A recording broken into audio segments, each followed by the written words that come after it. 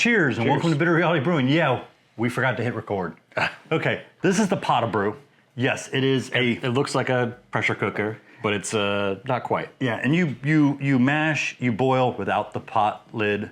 Once you're done, then you put it together like a pressure cooker, and you ferment, and then you serve. And yeah, it's got this. I pointed this out in the last recording, which we didn't have, but it's got a really nice, like, fancy PSI controller over here. The valve actually is labeled with how much PSI you've got, and then it's got the actual meter on the side.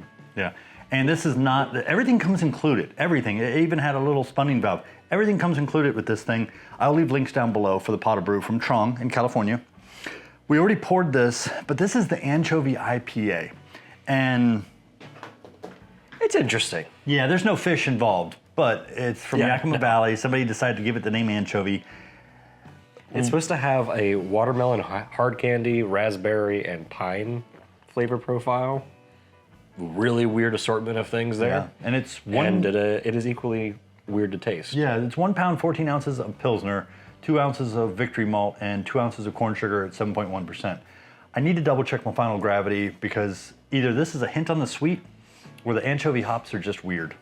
Yeah. I get a little bit of berry. He gets some caramel candy. I get like a lot of caramel candy. It kind of smells like a marzipan to me, but doesn't taste like a marzipan. Yeah, and I would agree with the smell, but we don't get the watermelon, and we definitely don't get any pine. No. But we get something really weird. So that's why I'm wondering if it is the hops. So I'm gonna double check the FG. I'll make sure to put that on the screen. I mean, if it didn't ferment, because I used 940 Czech and I used quite a bit of White Labs yeast in here, if it did not ferment out 100%, that's my fault. I fermented in my wrapped fermenter, and it was the first time using it for fermentation. And I'm gonna talk to Trong about seeing if he can do a thermo well, because I could do that, and then the wrapped will cater to the inside temperature of the beer and not the outside.